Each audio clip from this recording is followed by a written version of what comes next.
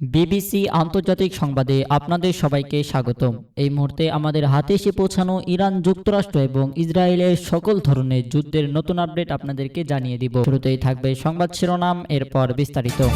কিউবায় যে কোনো সময় হামলা চালাতে পারে যুক্তরাষ্ট্র। ইরানের প্রস্তাব মেনে নেওয়া ছাড়া যুক্তরাষ্ট্রে কোনো বিকল্প নেই, গালিবাফ। ইরানে আবারও ভয়াবহ হামলার কথা ভাবছেন ট্রাম্প। দর্শক, এতক্ষণ শুনছিলেন সংবাদ শিরোনাম, এখন বিস্তারিত।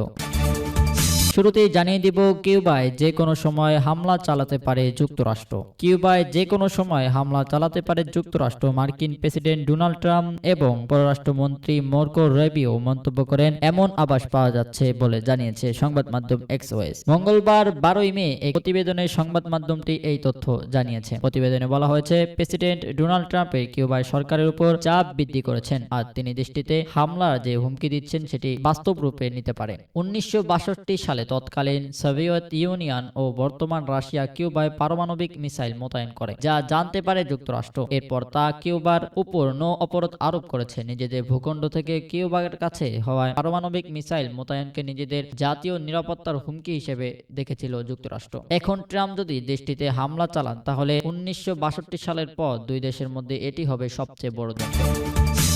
এরপরে আপনাদেরকে জানিয়ে দিব, ইরানের প্রস্তাব মেনে নেওয়া ছাড়া যুক্তরাষ্ট্রের কোনো বিকল্প নেই, গালিবাফ। যুক্তরাষ্ট্রের সঙ্গে সংঘাত নিরসনে তেহরানের 14 দফা প্রস্তাব মেনে নেওয়া ছাড়া যুক্তরাষ্ট্রের কাছে আর কোনো বিকল্প নেই মন্তব্য করেছেন ইরানের সংসদ স্পিকার মোহাম্মদ বাগের গালিবাফ। সামাজিক যোগাযোগ মাধ্যমে এক পোস্টে গালিবাফ বলেন, চলমান সংঘাত নিরসনে ইরানের 14 দফা প্রস্তাব মেনে নেওয়া ছাড়া যুক্তরাষ্ট্রের কাছে আর কোনো কার্যকর বিকল্প নেই। তিনি বলেন, 14 দফা প্রস্তাবে বর্ণিত ইরানি জনগণের অধিকার মেনে নেওয়া ছাড়া আর কোনো বিকল্প নেই।